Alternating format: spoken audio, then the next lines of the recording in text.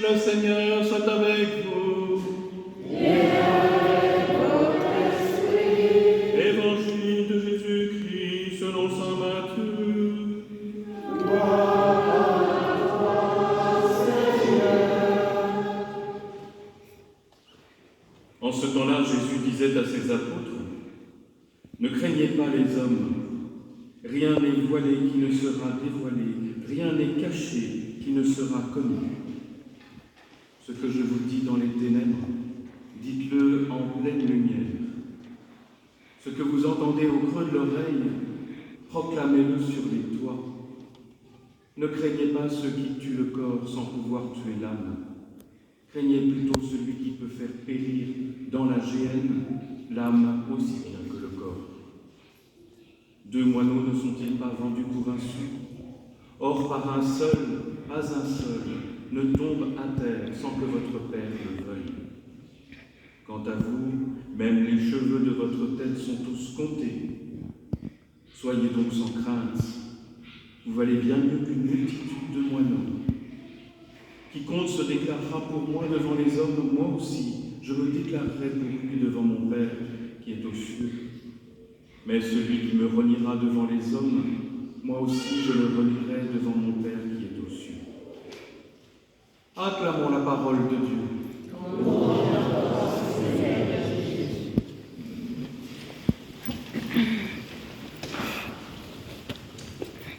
Alors je vais vous laisser de côté pour mon commentaire la phrase « Même les cheveux de votre tête sont tous comptés ». Vous comprendrez pourquoi. Je veux simplement là vous faire remarquer que Jérémie, comme le psalmiste, se plaignent de persécution. Et donc il s'agit de comprendre pourquoi cette persécution. Cette persécution, elle existe depuis toujours, alors même que Dieu, voyez bien encore par la bouche de Jésus, dit qu'il s'occupera de nous bien mieux que de moineaux, qu'il nous défendra, et nous entendons qu'il nous protégera, nous entendons qu'il fera en sorte qu'il ne nous arrive pas grand-chose, qu'il ne nous arrive rien, que nous triomphions de tout. Et pourtant, nous voyons bien que ça n'est pas le cas. En fait, nous écoutons mal. Ce que nous dit dans le baptême, ce que nous dit dans la vie quotidienne le Seigneur, ce n'est pas que nous éviterons les pièges de l'existence, les conséquences de notre péché et de celui des autres. Ce qu'il nous dit, c'est que si nous le voulons bien, il nous donne la force et il nous permet d'avoir confiance et d'avancer et d'accomplir notre mission d'homme. Voilà, depuis la semaine dernière, nous savons que le temps ordinaire est bien le temps de la mission. La mission consiste à annoncer la parole de Dieu, à se laisser travailler par elle. Or, cette mission ne nous dit pas n'importe quoi. Elle ne nous dit pas de nous protéger. Elle nous donne tout un programme qu'on peut retrouver dans Matthieu 25 et un peu dans. La vérité, c'est que si les prophètes, et même les peuples prophètes, comme l'est le peuple d'Israël, et d'une certaine manière aussi le peuple chrétien, si ces prophètes subissent des persécutions, c'est parce que la parole de Dieu, elle est costaud, elle est radicale. Elle nous entraîne très loin si nous voulons écouter jusqu'où va cette mission qui nous est confiée. Alors je voudrais penser d'abord à tous ceux qui, au contraire de notre monde relativement raisonnable ici même dans nos pays, subissent le martyre de différentes façons. Selon les comptes d'une association qui travaille à cela depuis 1955 et qui n'est pas tellement contredite, il y a eu, ne serait-ce qu'en 2023, jusqu'à cette date, 5600 morts chrétiens, parce que chrétiens, pas juste parce qu'ils étaient là dans un accident de voiture. On nous dit qu'environ 300 millions de chrétiens souffrent aujourd'hui de discrimination. 300 millions, 1 sur 7. On est nombreux, mais ça fait une grosse proportion. Et ça se passe dans au moins 50 pays du monde. Alors ça peut prendre la forme de meurtre. Il y en a énormément au Nigeria, où en ce moment c'est le pays où les chrétiens souffrent le plus pour rien. Ça s'est passé aussi au Kenya, vous vous souvenez de ces massacres dans un lycée. Ça se passe au Pakistan, ça se passe en Corée du Nord, etc. etc. Ça peut prendre la forme de meurtre, ça peut aussi prendre la forme de discrimination très grave. Impossibilité d'accéder à tel ou tel type de carrière, ou dans une carrière à tel ou tel niveau de poste, obligation de payer différents impôts, voilà, une vie en tout cas qui n'est pas du tout la même. La discrimination et la persécution font partie de l'histoire des prophètes et du peuple de Dieu depuis toujours. Alors pourquoi ?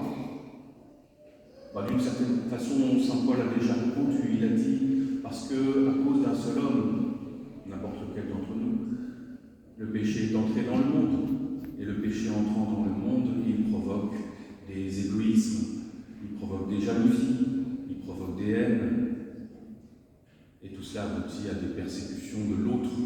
Bon, ça c'est vrai.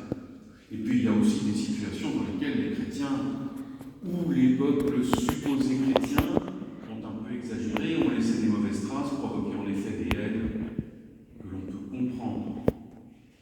Mais il y a une telle régularité dans la persécution qu'il faut bien se poser la question, est-ce qu'il y a quelque chose dans la parole de Dieu qui pousserait d'autres personnes à la haine ? Eh bien oui. Oui, si nous suivons correctement ce que dit le Seigneur, si nous essayons d'appliquer ne serait-ce qu'un peu ce programme malgré notre propre péché, il faut admettre que la parole de Dieu nous provoque. Rappelez-vous par exemple le jeune homme riche qui dit j'applique tout, je fais tout ce que Dieu m'a demandé. Ah bon ? Alors va un tout petit peu plus loin. Viens, vends tous tes biens, suis-moi. Mince. Parce qu'il n'y a pas de limite à la parole. La parole, ce n'est pas une liste de choses qu'il conviendrait de faire. Et si on les a faites, tout se passe bien, on est quitte, on peut aller regarder Netflix. Ou bien, on n'a pas bien fait, et à ce moment-là, on se fait taper sur les doigts. C'est pas ça la parole de Dieu. La parole de Dieu, c'est un idéal qui semble parfois déraisonnable, qui nous entraîne toujours plus loin, au-delà de ce que nous comptons faire de bien, qui ne nous laisse pas satisfaits de ce que nous avons fait, qui nous demande toujours plus. Je me souviens d'une publicité autrefois pour Balzen et ses biscuits et ses chocolats, avec un monsieur Plus qui avait un petit tic au bras et qui envoyait trop de noisettes dans le chocolat. Monsieur Plus. Adieu, c'est Monsieur Plus avec nous. Il nous demande de mettre toujours plus de noisettes dans le chocolat. Quelles noisettes ?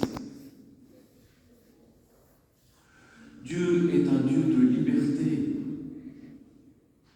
Quand il donne les commandements, il nous dit « C'est moi qui t'ai libéré d'Égypte, et voici donc les paroles que je te donne pour vivre bien. » C'est un Dieu de liberté, il nous provoque à toujours plus de liberté. C'est pour ça, alors là, cette fois-ci, ça ne va pas vous choquer, c'est pour ça, par exemple, que depuis les premiers temps de l'Église, on demande que les familles laissent les enfants se marier avec la personne qu'ils ont choisie. Ça a l'air de rien, aujourd'hui tout le monde accepte ça, et je ne vois pas tellement qui s'y opposerait dans cette assemblée, et pourtant, pendant 17-18 siècles, les gens étaient vent debout, parce que ça empêchait de réunir les champs, les cultures, pour faire des intérêts économiques plus importants, etc., parce que ça ne respectait pas le désir des familles, leur fierté de se marier de faire se marier leur rejeton avec quelqu'un d'un peu mieux placé dans la société, etc. La fierté, l'égoïsme, les intérêts économiques, etc., s'y opposaient. Aujourd'hui, évidemment, la loi intérieure de liberté du mariage est passée. Mais il y en a pas mal d'autres qui continuent à gêner. Dieu, c'est le Dieu de la vie. Je suis le chemin, la vie, dit le Seigneur. Il est le Dieu de la vie et une vie qu'il respecte infiniment. Il est le Dieu, forcément, de la dignité de toute personne qu'il croise. Que ce soit une personne handicapée, une personne intelligente, une personne belle, une personne âgée, un nouveau-né, un embryon. Le Seigneur respecte tout le monde infiniment et s'en occupe mieux qu'il ne s'occupe de n'importe quel moineau. Alors ce respect de la vie, il entraîne automatiquement les chrétiens à s'opposer à des lois d'euthanasie. Ils s'y sont opposés sous le nazisme, possible qu'ils s'y opposent maintenant aussi. Et puis la culture abortive qui est dans notre pays et qui consiste à considérer que, comme on ne s'est pas exactement où commence vraiment l'être humain dans le continuum de vie entre la conception et la naissance, il n'est pas possible de décider qu'on va se débarrasser de cet être fragile, même s'il n'est pas tout à fait parfait encore, même s'il n'est pas encore né, comme on en voudra. Or ça se heurte à quoi? À des tas d'intérêts. Ça se heurte en particulier à la difficulté d'une famille face à un enfant qui naît et qui va être porté à bout de bras toute sa vie. C'est difficile, c'est compliqué, et pareil pour les personnes âgées, parce que c'est cher les EHPAD, etc., etc. Oui, mais c'est à cette qualité de regard sur les personnes fragiles que se juge une société, pensent les chrétiens, en se rapportant à la parole de Dieu.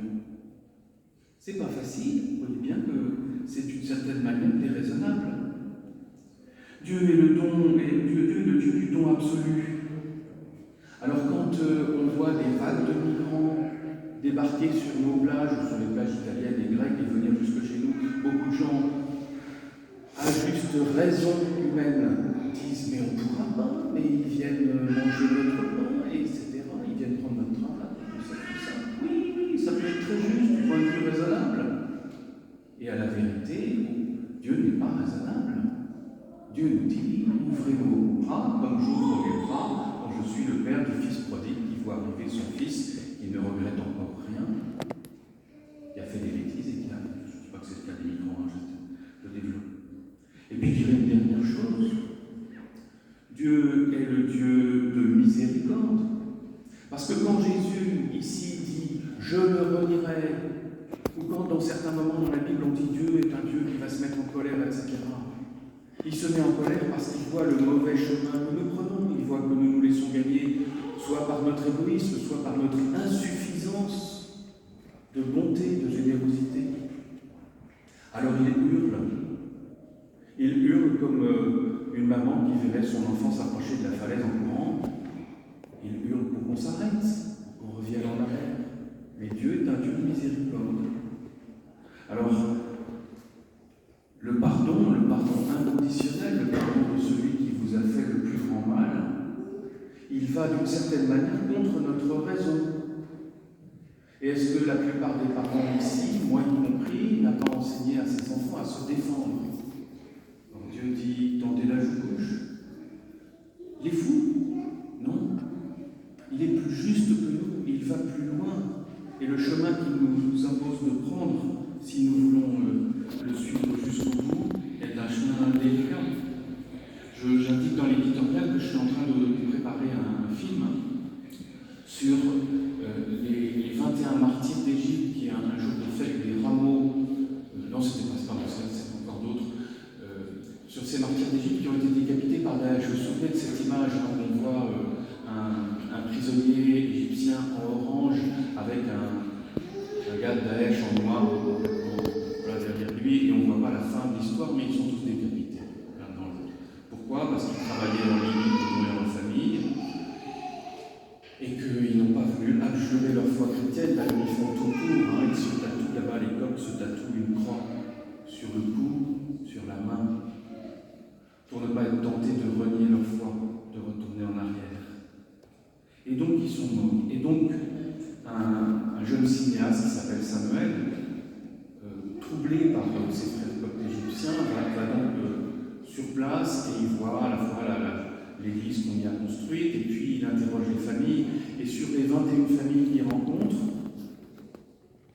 toutes ces femmes en noir, avec les larmes qui ne sont pas encore séchées, sur toutes les familles qu'il rencontre, il y en a une qui lui dit « j'arrive pas à pardonner ». Comment la blâmer? Et en même temps, toutes les autres, mais c'est incroyable, on les voit qui sont encore pétries de douleur, mais elles disent « je décide de ne pas les maudire, je décide de ne pas lancer toute ma vie dans une opération de vengeance ». C'est seulement ça, pardonner, ça ne veut pas dire ressentir dans son cœur un amour fou pour la personne qui vous a frappé ou qui a tué votre enfant. Pardonner, ça veut dire je refuse de maudire, ça veut dire je refuse de tenir compte de ce que l'on m'a fait pour devenir un instrument du mal à mon tour. Voilà la leçon de christianisme qui nous est donnée par ces femmes. de la douleur. C'est cette leçon-là qu'il s'agit de suivre, comme on peut, mais peut-être un tout petit peu plus que ce que l'on peut. Il s'agit de faire un peu plus de générosité, un peu plus de douceur, un peu plus de pacifisme, un peu plus